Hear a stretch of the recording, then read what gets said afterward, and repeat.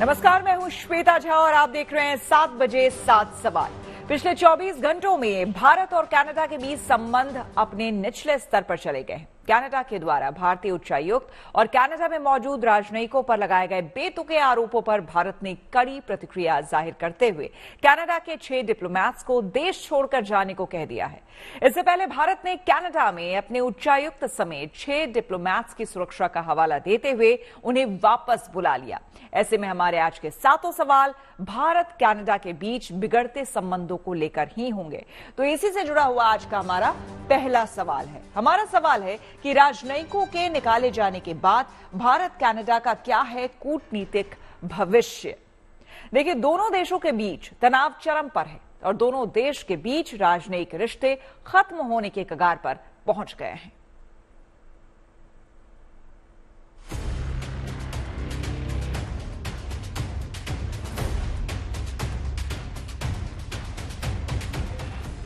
भारत से टकराव के रास्ते पर कनाडा, कूटनीतिक रिश्तों पर लगी गहरी चोट, भारत का कनाडा को करारा जवाब, कनाडा के 6 राजनयिकों को निकाला, भारत और कनाडा के रिश्ते रसातल में पहुंच गए हैं। महज 24 घंटों के अंदर भारत और कनाडा के कूटनीतिक संबंधों के बीच इतनी खटास आ गई कि भारत को कनाडा से अपने राजनयिकों को वापस बुलाने के साथ साथ कनाडा के 6 राजनयिकों को निकालने का आदेश देना पड़ गया। कनाडा और भारत के बीच संबंधों का सत्यानाश महज एक दिन में कैसे हुआ, ये हम आपको बताते हैं। सोमवार को कनाडा ने निज्जर की हत्या की जांच में भारतीय उच्चायुक्त संजय कुमार वर्मा का नाम बतौर पर्सन ऑफ इंटरेस्ट शामिल किया। भारत ने इन आरोपों को सिरे से नकार दिया है। वहीं भारत ने कनाडा से अपने उच्चायुक्त को भी वापस बुलाने का फैसला किया है। 1 साल पहले भी निज्जर की मौत के मामले पर दोनों देश आमने सामने थे। कल सबसे पहले कनाडा ने खालिस्तानी आतंकी निज्जर की हत्या की जांच में कनाडा में भारत के उच्चायुक्त संजय कुमार वर्मा का नाम पर्सन ऑफ इंटरेस्ट में शामिल कर उनकी कूटनीतिक सुरक्षा खत्म करने और पूछताछ करने की इजाजत मांगी। भारत ने कनाडा के इन आरोपों पर आपत्ति जताते हुए शाम को कनाडा के शीर्ष राजनयिक स्टीवर्ट व्हीलर को तलब किया। इसके बाद कल शाम में भारत ने अपने उच्चायुक्त समेत 6 राजनयिकों को वापस बुलाने का फैसला किया। कल रात कनाडा पुलिस ने प्रेस कॉन्फ्रेंस कर भारत पर आरोप लगाए, जिसके बाद भारत ने भी कनाडा के 6 राजनयिकों को 19 अक्टूबर की रात 12 बजे से पहले भारत छोड़ने का फरमान सुना दिया। कनाडा के प्रधानमंत्री जस्टिन ट्रूडो ने एक बार फिर भारत पर बगैर सबूत आरोप लगा दिए। The government of India made a fundamental error in thinking that they could engage in supporting criminal activity against Canadians here on Canadian soil, whether it be murders or extortion or other violent acts. It is absolutely unacceptable for any country, any democracy that upholds the rule of law, accepts and respects the sovereignty and the territorial integrity of India. We expect India to do the same. In this case, they did not. Trudeau के बेतुके आरोपों ने भारत को भड़का दिया, जिसके बाद Trudeau के आरोपों पर भारत के विदेश मंत्रालय ने मुंह तोड़ जवाब दिया। भारत ने कहा, सितंबर 2023 में जब से प्रधानमंत्री ट्रूडो ने आरोप लगाए हैं, कनाडा सरकार ने भारत सरकार के तमाम आग्रहों के बावजूद रत्ती भर भी सबूत नहीं दिया है। भारत से प्रधानमंत्री ट्रूडो की दुश्मनी लंबे समय से रही है। 2018 में वो वोट बैंक को रिझाने के लिए भारत दौरे पर आए थे, लेकिन उन्हें भाव नहीं मिला, जिससे वो तिलमिला गए। उनकी कैबिनेट में ऐसे लोग शामिल किए गए जिनका भारत को लेकर खुल्लम खुल्ला आतंकवादी और अलगाववादी रवैया रहा है। ट्रूडो सरकार ने सब जानते हुए भी हिंसक आतंकवादियों को जमीन दी ताकि वो भारतीय राजनयिकों और समुदाय के नेताओं को कनाडा में तंग करें और धमका सकें। उन्हें जान से मारने की धमकी तक दी गई है। पिछले कुछ सालों में भारत और कनाडा के संबंध अपने निचले स्तर पर चले गए हैं और इसके पीछे है कनाडा के प्रधानमंत्री जस्टिन ट्रूडो की अपनी राजनीति। वोटों के लिए ट्रूडो ने भारत के साथ अपने रिश्तों को दांव पर लगा दिया है। हालात जो है वो बद से बदतर ही हो रहे हैं और अब हालात इतने बिगड़ गए हैं कि अगर ट्रूडो कल ना भी रहे सत्ता में, तब भी मुझे नहीं लगता कि ये हालात बिल्कुल इमीडिएटली वापस नॉर्मलाइज हो जाएंगे। अगले साल अक्टूबर में कनाडा में चुनाव हैं और ट्रूडो का मकसद सत्ता में फिर वापसी करना है।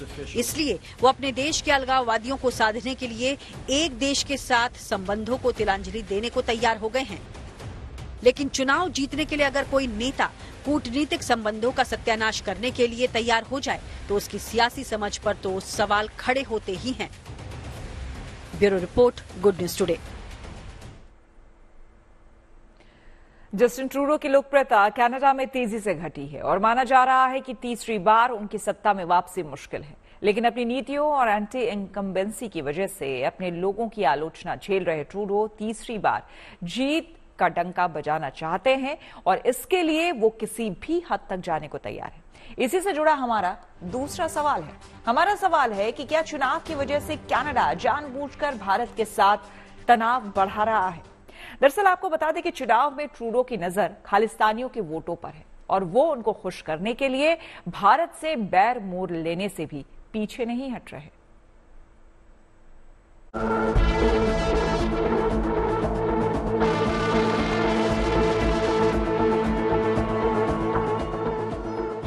कनाडा के प्रधानमंत्री जस्टिन ट्रूडो के भारत पर लगाए गए बेतुके आरोपों के बाद सवाल उठ रहे हैं कि जिस भारत के साथ दुनिया के बाकी देश अपने संबंधों को प्रगाढ़ करने की लगातार कोशिश कर रहे हैं, उसके साथ अपने देश कनाडा के संबंधों को आखिर क्यों दांव पर लगा रहे हैं ट्रूडो? दरअसल भारत से उलझने के पीछे है ट्रूडो का चुनावी गणित। कनाडा में इलेक्शन आने वाला साल में है, 2025 ऑटम में है। बेशक एडवांस कर सकता है और जस्टिन ट्रूडो का पॉपुलैरिटी ऊपर जाता नहीं है, नीचे जा रही है ना। इकोनॉमी भी बहुत डिफिकल्टीज है। दरअसल कनाडा में अक्टूबर 2025 में चुनाव होने वाले हैं और 2015 से सत्ता में बने ट्रूडो चाहते हैं कि इस बार भी चुनाव में उनका ही डंका बजे। लेकिन समस्या ये है कि पिछले चुनाव में ट्रूडो की पार्टी बहुमत से दूर रह गई थी और उन्हें खालिस्तानी अलगाववादी नेता जगमीत सिंह की एनडीपी से समर्थन लेना पड़ा था।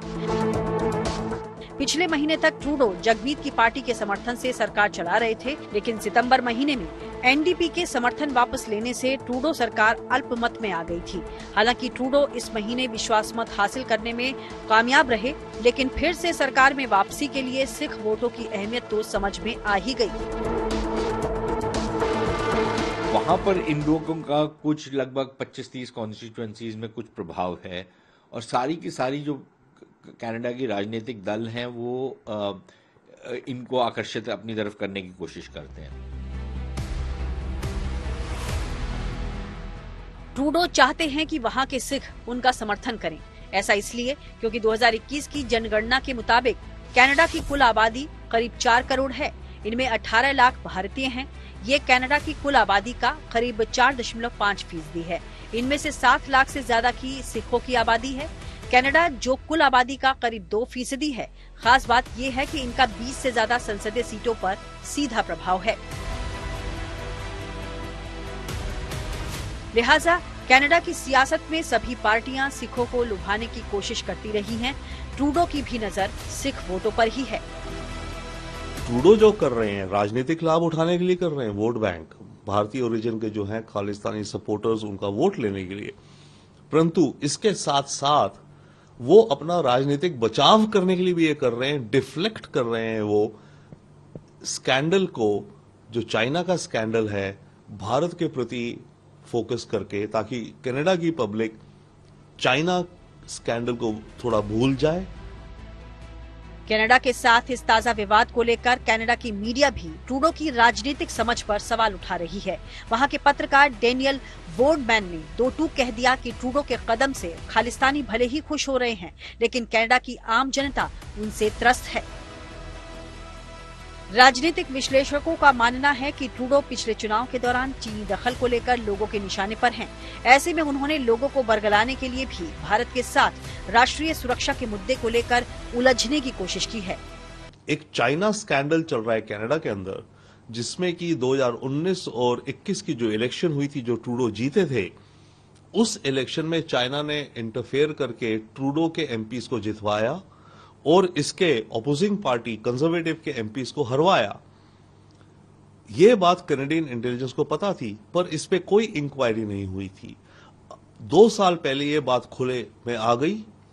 अब उस पे एक कमीशन ऑफ इंक्वायरी चल रहा है कि ट्रूडो ने उस पे कोई कदम क्यों नहीं उठाए। ये एक स्कैंडल बन गया है ट्रूडो के लिए। तो ट्रूडो अब क्या कर रहे हैं, वो इस स्कैंडल को डिस्ट्रैक्ट करने की स्ट्रैटेजी पर है। ट्रूडो की पिछले कुछ सालों में कनाडा के अंदर लोकप्रियता तेजी से घटी है और कनाडा के राजनीतिक विश्लेषक अगले साल सत्ता में उनकी वापसी को लेकर संदेह भी जता रहे हैं। ऐसे में ट्रूडो ने अगले चुनाव के मद्देनजर ये सियासी दांव खेला है, लेकिन चंद वोट जीतने की खातिर ट्रूडो भारत से संबंधों को हार गए हैं। Bureau report, good news today. Bharat से दुश्मनी मोल लेकर ट्रूडो को भले ही कुछ खालिस्तानियों के वोट मिलने का रास्ता खुल जाएगा, लेकिन भारत जैसी दुनिया की उभरती शक्ति तक पहुंचने का रास्ता बंद हो जाएगा। इसी से जुड़ा हमारा तीसरा सवाल है। हमारा सवाल है कि भारत से उलझने के पीछे ट्रूडो की क्या रणनीति है। कनाडा के मीडिया में ये चर्चा हो रही है कि भारत से उलझकर ट्रूडो कनाडा के लोगों का ध्यान भटकाना चाहते हैं। इसके बारे में समझा रहे हैं पूर्व राजनयिक JK त्रिपाठी। ट्रूडो की कोई रणनीति नहीं है, ट्रूडो की मजबूरी है भारत से उलझना अभी, इसलिए कि वो क्षुद्र राजनीति कर रहे हैं। उनके यहाँ देखिए ऐसा है कि 338 लोगों की उनके हाउस ऑफ कॉमन्स में सीट्स हैं।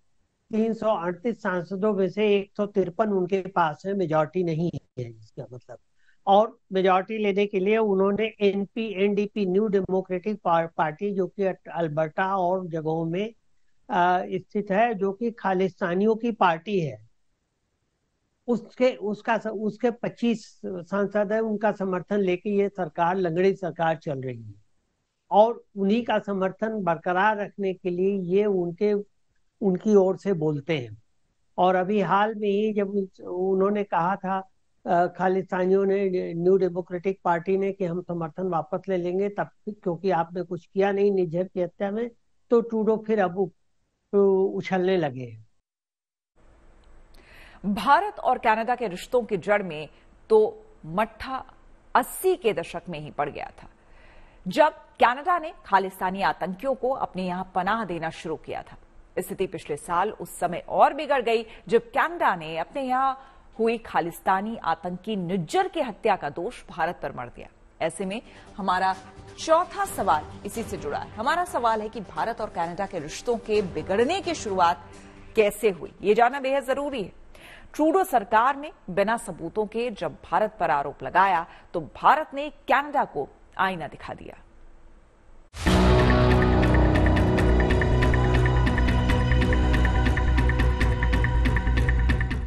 भारत और कनाडा के रिश्ते मौजूदा वक्त में अपने सबसे खराब दौर से गुजर रहे हैं। दोनों देशों के बीच के रिश्तों में खटास अचानक नहीं आई। साल 1985 में ही दोनों देशों के दरार की शुरुआत हो चुकी थी। साल 1985 का किस्सा बताएंगे, लेकिन उससे पहले ताजा विवाद की वजह बताते हैं, जिसने दोनों देशों के बीच की खाई को चौड़ा कर दिया। इस पूरे विवाद की स्क्रिप्ट में खालिस्तान आंदोलन, कनाडा सरकार का खालिस्तानियों का सपोर्ट और कनाडा का भारत पर आतंकी हरदीप सिंह निज्जर की हत्या का आरोप है। 18 जून 2023 को कनाडा में हरदीप सिंह निज्जर की हत्या कर दी गई थी। यहाँ गुरुनानक गुरुद्वारा के बाहर हरदीप सिंह निज्जर को हमलावर ने गोली मारी थी। हत्या के 3 महीने बाद सितंबर 2023 में कनाडा के प्रधानमंत्री जस्टिन ट्रूडो ने अपने देश की संसद में बयान दिया था कि कनाडा के पास इस अपराध में भारतीय अधिकारियों के शामिल होने के ठोस सबूत हैं। हालांकि भारत ने इस दावे को सिरे से खारिज करते हुए कनाडा से सबूत की मांग भी की थी और कनाडा सबूत देने में नाकाम रहा था। जबकि निज्जर के बारे में दुनिया जानती है कि वो लंबे समय से भारत विरोधी और हिंसक गतिविधियों में शामिल रहा था। निज्जर लगातार पाकिस्तान की खुफिया एजेंसी ISI के संपर्क में था। अपनी हत्या से करीब 10 साल पहले वो पाकिस्तान भी गया था, जिसकी यात्रा का खर्च ISI ने उठाया था। पाकिस्तान में वो खालिस्तानी आतंकी जगतार सिंह तारा से भी मिला था। भारत विरोधी गतिविधियों में लगातार शामिल रहने और खालिस्तान समर्थक संगठनों को फिर से जिंदा करने की कोशिशों को देखते हुए भारत सरकार ने हरदीप सिंह निज्जर को अपनी 40 शीर्ष आतंकियों की सूची में भी शामिल किया था। साथ ही उस पर 10 लाख रुपए का इनाम घोषित किया गया था। इससे साफ होता है कि निज्जर के पाकिस्तान की खुफिया एजेंसी से काफी करीबी संबंध थे। भारत सरकार कनाडा से निज्जर के खिलाफ कार्रवाई करने की मांग लगातार करता रहा, वहीं कनाडा भारत की मांग को अनसुना करता रहा। निज्जर की हत्या के बाद कनाडा ने भारत पर ही आरोप लगा दिया कि भारत के इशारे पर निज्जर की हत्या की गई, जिसके बाद से दोनों देशों के संबंध खराब होते चले गए। तनाव अभी से नहीं है। 1985 में जून में जब इंडियन एयर इंडिया के विमान कनिष्क को वहां पर बम से उड़ा दिया गया था, तभी से भारत ने उनको कहा था कि आप हमें उन लोगों को आप हमें प्रत्यावर्तित कीजिए जो इस मामले में वो हैं दोषी हैं। लेकिन कनाडा ने तब भी ये नहीं किया था। ये पहला मौका नहीं था जब भारत और कनाडा के रिश्तों में तल्खी दिखाई दी हो। भारत और कनाडा के बीच तनावपूर्ण संबंधों का इतिहास मौजूदा घटनाओं से काफी पहले से रहा है। भारत में 1980 के दशक में खालिस्तान की मांग चरम पर थी और उन खालिस्तानियों के लिए कनाडा सुरक्षित पनाहगार बना हुआ था। कनाडा की धरती पर बैठकर खालिस्तानी आतंकी भारत के खिलाफ साजिशें रचते रहते थे और जब भारत की सरकार कनाडा की सरकार से उन खालिस्तानियों के खिलाफ एक्शन लेने का अनुरोध करती थी तो तत्कालीन सरकार अभिव्यक्ति की आजादी का हवाला देकर उनके खिलाफ कार्रवाई करने से परहेज करती रही। यहाँ ये बताना जरूरी है कि उस समय जस्टिन ट्रूडो के पिता पियरे ट्रूडो ने भी वही किया था जो अभी जूनियर ट्रूडो कर रहे हैं। शुरू दिन से पहले इसके बाप ने भी यही किया था ट्रूडो के, और ये भी वही कर रहा है। उसने भी जब खालिस्तानी थे वहां पर उनको खुली छुट्टी दे दी थी। जब भारत मांगता था कि भाई ये जो दहशतगर्द हैं वहां पर इनको आप एक्स्ट्राडाइट करो, तो उसने वो भी नहीं माना था। भारत अभी भी कनाडा के खालिस्तानी आतंकियों पर कार्रवाई करने को कहता रहा है। यहाँ तक कि G20 शिखर सम्मेलन में हिस्सा लेने जब जस्टिन ट्रूडो भारत आए तब भी प्रधानमंत्री नरेंद्र मोदी ने उनके साथ खालिस्तान का मुद्दा उठाया था, लेकिन ट्रूडो सरकार ने उनके खिलाफ कार्रवाई करने की बजाय भारत के साथ अपने संबंधों को ही दांव पर लगा दिया। Bureau report, good news today. Canada police ने आरोप लगाया है कि भारतीय एजेंट्स बिश्नोई गैंग के साथ मिलकर कनाडा में बैठे खालिस्तानियों का सफाया कर रहे हैं। मतलब गैंगस्टर के नाम के आगे भारत का नाम जोड़ा जा रहा है। कनाडा ने ऐसा आरोप लगाया है, लेकिन ऐसा कोई सबूत नहीं दे सका है। ऐसे में हमारा पांचवा सवाल इसी से जुड़ता है। हमारा सवाल है कि बिश्नोई गैंग का नाम लेकर क्यों अपनी फजीहत करा रही है कनाडा पुलिस। आपको बता दें कि कनाडा पुलिस की मूर्खता को उजागर कर रहे हैं पूर्व राजनयिक JK त्रिपाठी। सुनिए क्या कह रहे हैं वो। कनाडा सरकार बजाय इसके कि उनको वापस भेजे, उनके खिलाफ कोई कार्रवाई करे, भारत सरकार को ये दोष लगा रहे कि भारत सरकार उनकी होती है। भारत सरकार तो खुद ही उनको वापस बुलाने के लिए आपसे अनुरोध कर चुकी है, और एक बार नहीं कई बार। तो ये साफ साफ दिखाता है कि कनाडा सरकार के पास कोई और तरीका नहीं, किसी तरह से वो लिपापोती कर रहे हैं। जो आरोप लगाया है कि ये करते हैं, ये आरोपित है, वो आरोपित है। मतलब उन्होंने भारतीय उच्चायुक्त तक को नहीं छोड़ा, जिनको मैं व्यक्तिगत रूप से जानता हूँ। भारतीय उच्चायुक्त या कोई भी देश का एम्बेसडर ऐसे काम नहीं कर सकता। ट्रूडो ने भले ही अपने राजनीतिक फायदे के लिए भारत के साथ अपने संबंधों को दांव पर लगा दिया हो, लेकिन इसका नुकसान वहां रहने वाले इंडो कैनेडियन लोगों को उठाना पड़ेगा। भारत और कनाडा के बीच बिगड़ते रिश्तों का असर आम लोगों को चुकाने के लिए मजबूर वो हो रहे हैं। और इसी से जुड़ा हुआ हमारा छठा सवाल है। हमारा सवाल है कि भारत कनाडा टकराव का आम लोगों पर कितना असर पड़ेगा। इसके बारे में बता रहे हैं कनाडा के टोरंटो में मौजूद कनाडा के पत्रकार ताहिर गोरा। इंडो कैनेडियंस इस बात पे भी बहुत परेशान है कि इस वक्त 60-70 हजार इंडियन स्टूडेंट्स डेपुटेशन फेस कर रहे हैं। ये भी उनके लिए एक बहुत ही जो है परेशानी की बात है, और उसमें ये खबर और उनके लिए एक बुरी खबर के तौर पर सामने आई है। फिर इसके साथ साथ इंडो कैनेडियंस से जो मेरी बात हुई तो वो ये भी कहते हैं कि क्या इसका कारण कनाडा के इलेक्शन सीजन की वजह से है, क्योंकि अगले कुछ महीनों के अंदर कनाडा के इलेक्शन एक्सपेक्टेड हैं, या फिर क्या कनाडा के प्राइम मिनिस्टर जस्टिन ट्रूडो की अपनी लाइकिंग या डिसलाइकिंग की वजह से कुछ ये बात और बिगड़ती चली जा रही है, या उनकी ईगो का मसला है।